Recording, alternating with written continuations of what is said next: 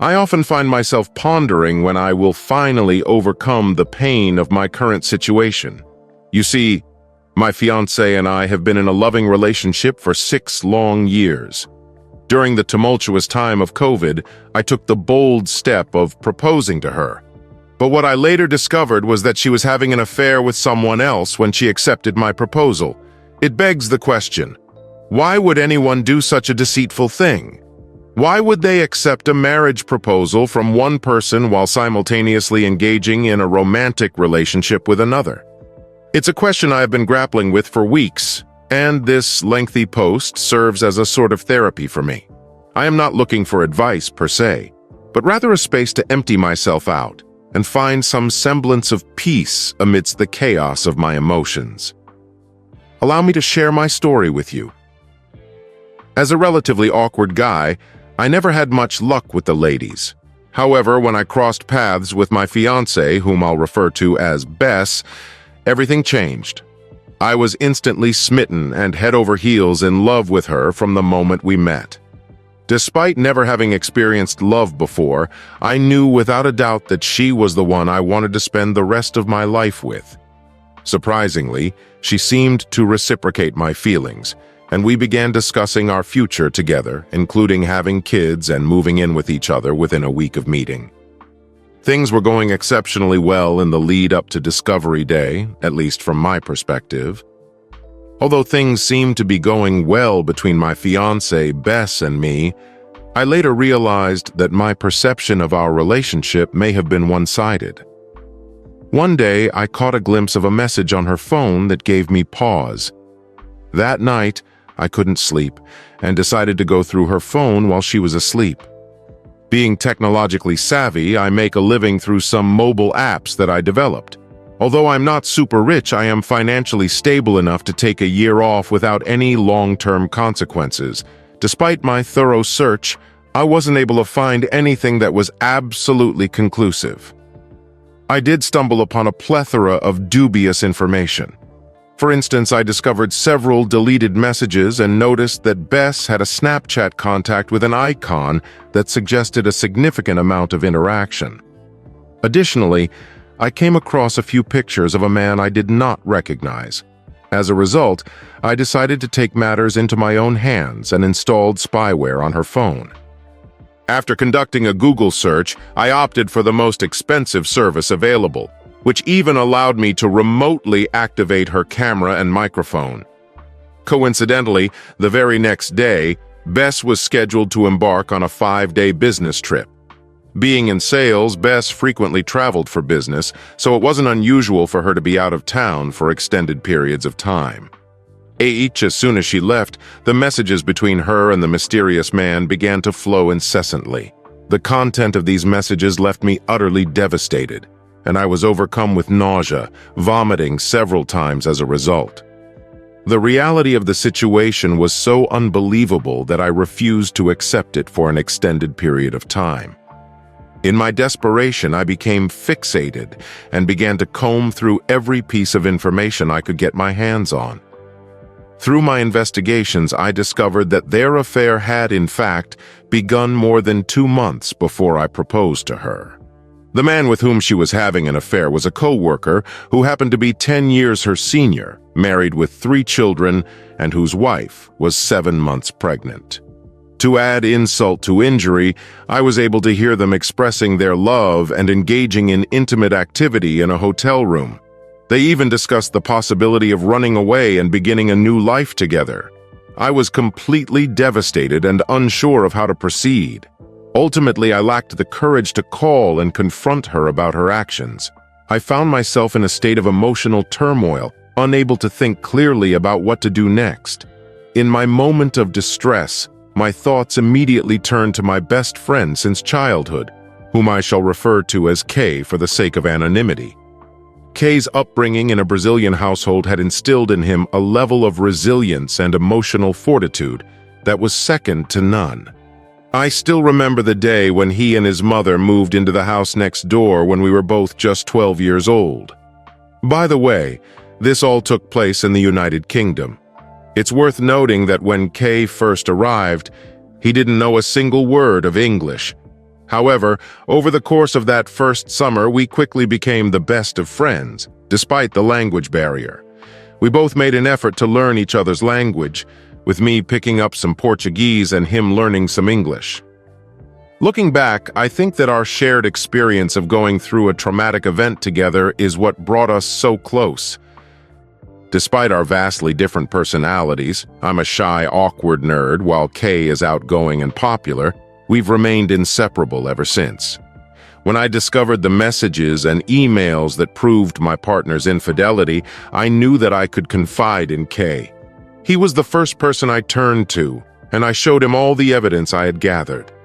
Kay's response was met with silence, which seemed to stretch on for an eternity. Eventually, he spoke up, but his words were not exactly what I had been hoping for. He told me that he couldn't give me any specific advice, as this was a situation that I had to deal with in my own way. However, he did recount a story about a girl he had been with who had cheated on him. In that instance, he had gone nuclear and exposed her infidelity to all of their mutual friends and family members, before cutting off all contact with her. Although his words were somewhat comforting, I still felt lost and unsure of what to do next. Over the next few days, Kay and I worked together to pack up all of my partner's belongings and transport them to a storage unit.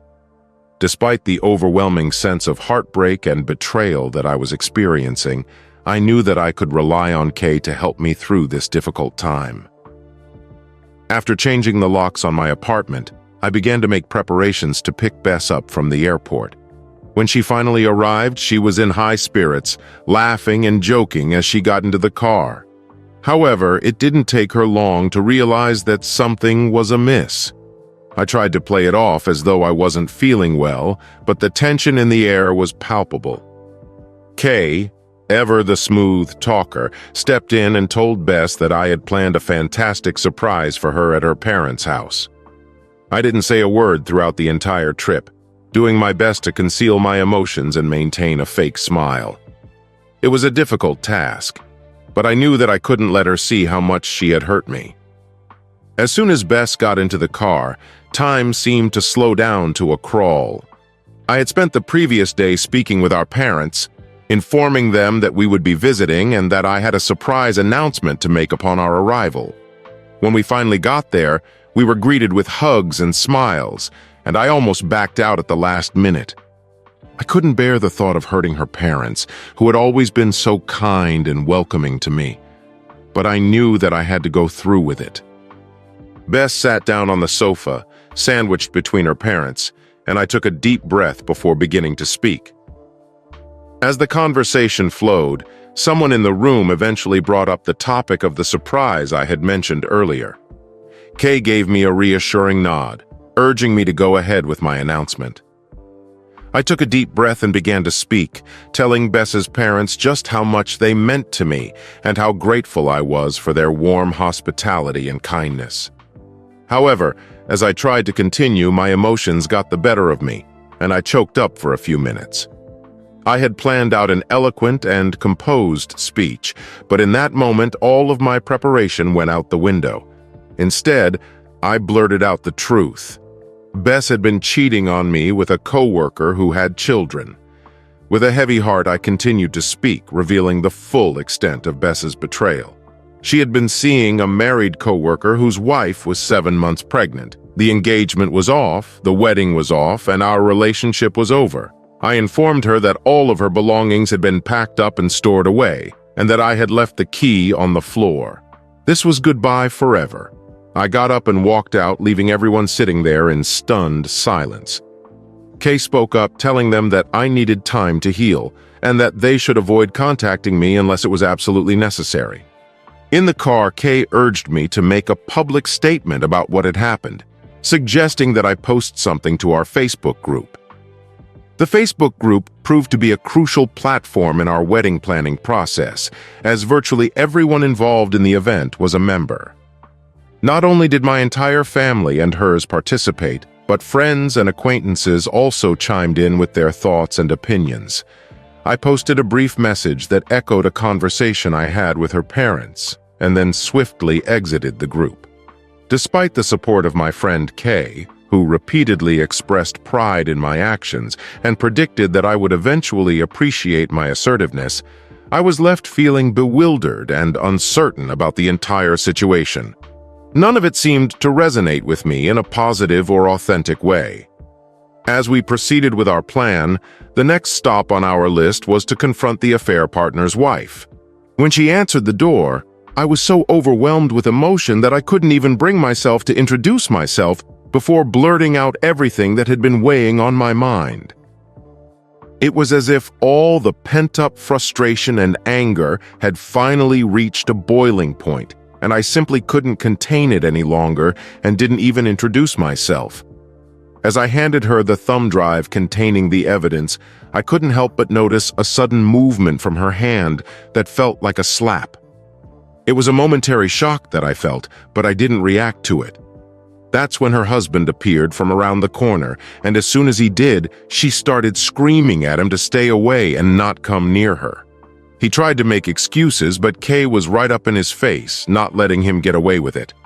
The tension in the air was palpable, and you could sense that something was about to give. After a bit more back and forth, he eventually packed a bag and scuttled off. I found myself lost in my thoughts, trying to process the overwhelming chaos that had enveloped my life. After a while, we were kindly invited to the house of Kay's mother, where we were offered a place to stay for the night until Kay's father could come and pick her up the following morning. It was a relief to have a safe place to rest, and I was grateful for the kindness shown to us during such a tumultuous time. Kay expressed her fear that her husband might return, leaving her feeling vulnerable and in need of company. However, I couldn't help but feel like a ghost in the room, as if I had become invisible to those around me. I sat there in silence, tears streaming down my face, feeling utterly alone and unnoticed.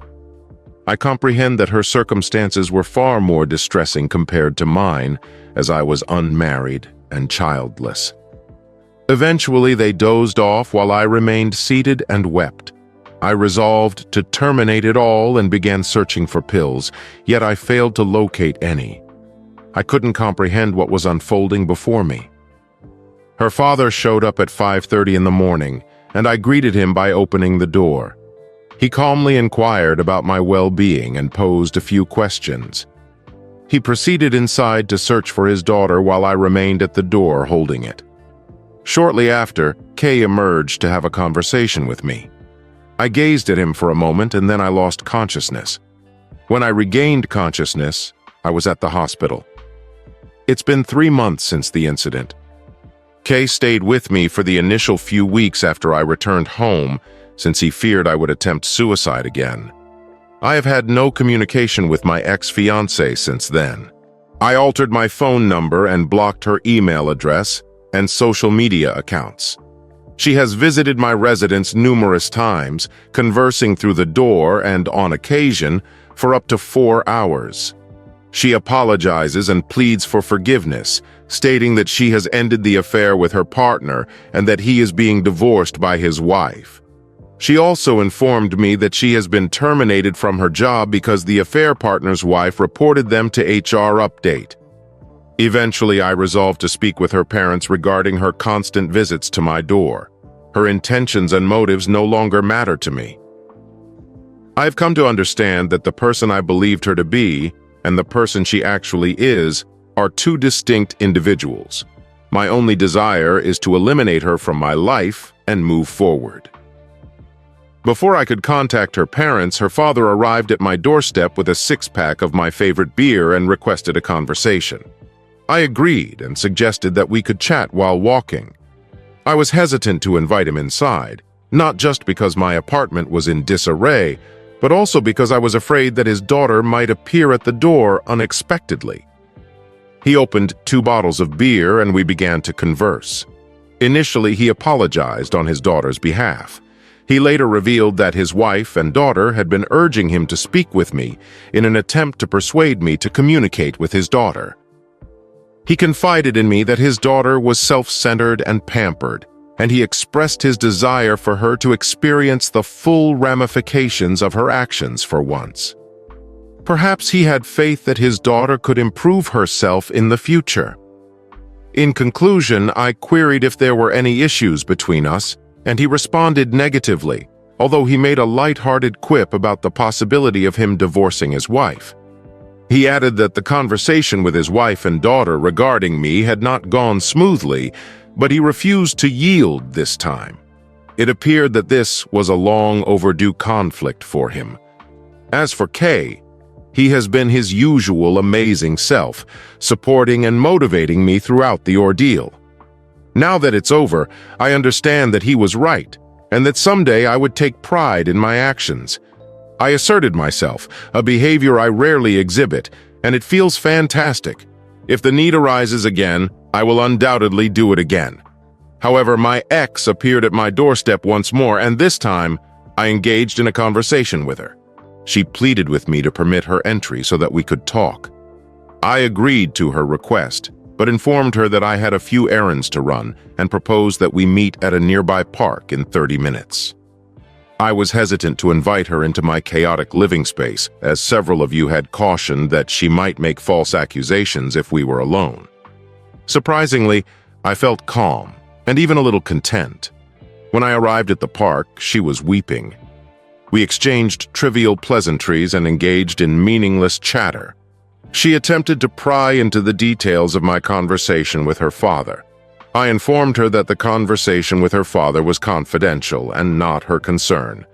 As I began to lose interest, I inquired about the topic she wished to discuss. She launched into a lengthy monologue, apologizing profusely for loving me so deeply. I forgave her because I didn't want to bear the burden of resentment, animosity, and anguish any longer. Nonetheless, I made it clear that our relationship was irreparable. Individuals who love one another do not inflict the kind of pain she inflicted upon me. I could never place my faith in her again.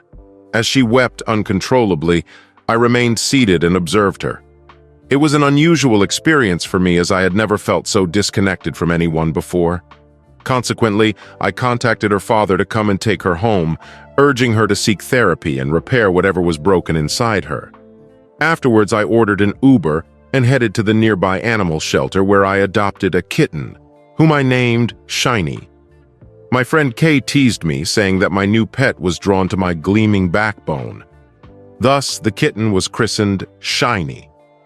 I'm glad I was able to stand up for myself and remain honest with her without resorting to yelling or name-calling.